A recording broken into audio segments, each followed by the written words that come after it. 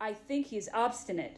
He may well be a little proud of having to some extent foreseen what has happened and of having refused to listen to any proposals while we were at Moscow. The emperor took up the point. The burning of the Russian towns, the burning of Moscow, was merely stupid, he said. Why use fire if he had relied so much on the winter? He has arms and soldiers for fighting. It is madness to spend so much money on them for nothing. One should not begin by harming oneself more than if one were beaten by the enemy. Kutuzov's retreat was inept, as it could be. It's the winter that has been our undoing. We are victims of the climate. The fine weather tricked me. If I had set out a fortnight sooner, my army would be at Vitebsk, and I should be laughing at the Russians and your prophet Alexander. He would be regretting that he did not negotiate. All our disasters hinge on that fortnight and on the failure to carry out my orders for the levies of Polish Cossacks. Those prophetic proclamations of his were all nonsense. If they had wanted to draw us into the interior, they should have retired in the first place and not have endangered Bagration's army by spreading their forces over a line which, being too near the frontier, had to be too long. They should not have spent so much money building card castles along the Dvina. They should not have collected so many stores there. They have been planning from day one to the next without settled scheme. They have never been able to fight to any purpose. But for the cowardice and stupidity of Partuno, the Russians would not have captured a single wagon from me at the crossing of the Berezina, and we should have cut off part of their advance guard, taken 1,800 prisoners, and with an army of wretches who had nothing left but their lives, we should have won a battle against the pick of their infantry, which has fought against the Turks. Actually, though, when the wreck of our army was surrounded by 3 of theirs, what did they do? They picked off the wretches who were dying of cold or whom hunger forced to break away from their units. On another occasion, the emperor remarked to me that if the Russians had really intended to draw him into the interior, they would not have marched to attack him at Vitebsk. That from the beginning, that they should have harassed our flanks more. He said they should have waged only this guerrilla warfare, intercepting our dispatches, our smaller detachments, the officers who came out to join us, the raiding parties. He regarded it as a serious fault to have given battle so near to Moscow. Everything turned out badly, the emperor said to me on another occasion, because I stayed too long at Moscow. If I had left 4 days after I had occupied it, as I thought of doing when I saw the town in flames, the Russians would have been lost. The Tsar would have been only too glad to accept the generous peace which I should have then offered from Vitebsk, even from Vilna. If the cold had robbed me of my army, I should have dictated the terms of peace, and your precious Alexander would have signed them, if only to be rid of the military guardianship of his boyars. It was they who thrust Kutuzov upon him, and what has Kutuzov done? He risked losing his army on the Moskva and brought about the burning of Moscow. During the retreat, when he had nothing to fight against but lifeless troops, nothing but walking ghosts, what did he attempt? He and Wittgenstein permitted the crushing of the admiral. All the other Russian generals were worth more than that old dowager Kutuzov.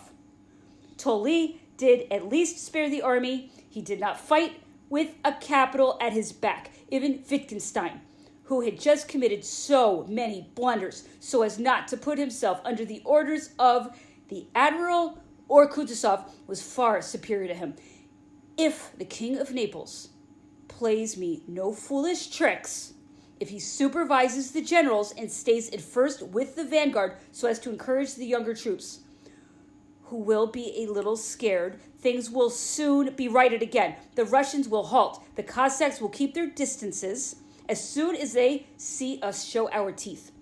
If the Poles support me and the Russians don't make peace during the winter, you will see what has happened to them by July.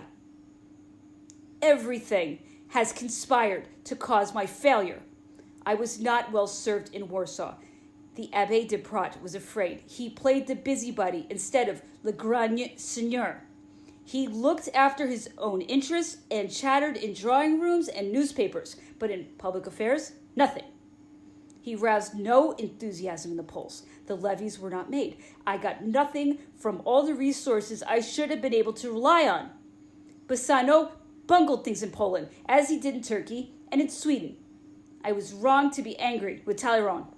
The boudoir intrigues of the Duchess irritated me against him, and now my affairs have miscarried. He would have given a much more definite direction to the Polish effort. As it is, the Poles have immortalized themselves in our ranks as individuals, but they have done nothing for their country. Everyone lauded this Abbé de Prat to me. He has intelligence, but he's a muddler. On another occasion, the emperor said to me, speaking of the Tsar Alexander, "He is an intelligent prince and full of good intentions. He is more capable than all his ministers. If he were less distrustful of his own powers, he would be better than all his generals. He needs only decisiveness to be very capable indeed, but he is not master in his own house. He is continually hampered by 1,000 petty considerations on account of his family and of individuals too. Although he takes a close interest in the army and gives a good deal of attention to it, perhaps more than I do, to question some detail, yet he is deceived about these very things: distance, customs, the opposition of the nobility to recruiting, and the interest that ill-paid commanders have in drawing pay and rations, all combined to keep the army from being up to strength.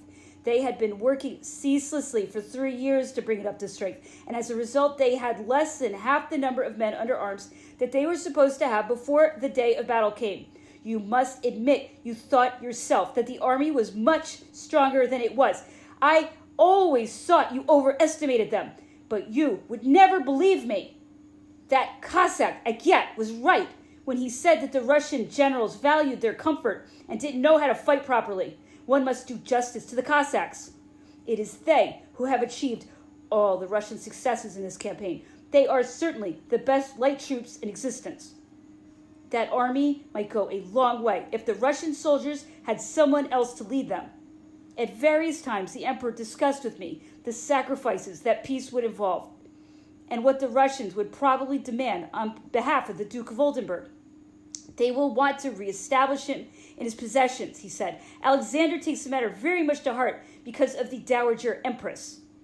Since he had asked my opinion, I put it to him that I found it difficult to suppose the Russians would not try to profit by the occasion, to the extent of obtaining the evacuation of Danzig and the other positions in the north, which we had used starting points against them.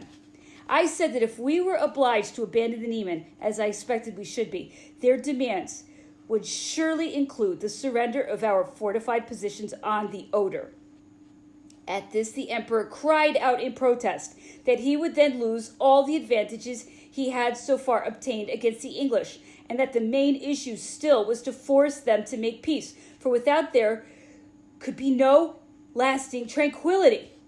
I replied that it might be possible to maintain the customs organization in the ports and along the coast without turning them into French citadels. And the Russians, he asked, what attitude will they take with regard to England? Your Majesty is in a better position to pronounce on that question than I replied. But certainly you will not persuade them to put themselves in the same position that they were in before. I doubt if even the Tsar could do that. Then peace is impossible, the emperor replied shortly. If it is not to be general, one must not deceive oneself. The conversation later turned on the situation of France, on the uneasy state of Europe, which I attributed to the invasions that had taken place. I suggested to the emperor that a system of more modified power within the restricted limits would, bind our allies to us, and even those states which would remain outside the system. I pointed out to him that from the Duke of Gotha to the Emperor of Austria, all the governments were frightened by the expansion of our political system, that they saw it as a step towards a universal monarchy, for which the war with England seemed to them a pretext. The emperor listened to me attentively, joked about my moderation, and repeated to me what he had said on the other occasions about his intentions and his motives. He tried to prove to me that he was far from having in view those ends which with he was credited. He was working against the English alone. Since their trade had ramifications everywhere, he had to pursue them everywhere. He said it was the intrigues of the English, what he calls fedes punica, which he continually forced him to extend his sphere of operations. He spoke of how needful it would always be for him to maintain a considerable army as long as the struggle with the English continued, because their government was always working to stir up Europe against him, and so forth.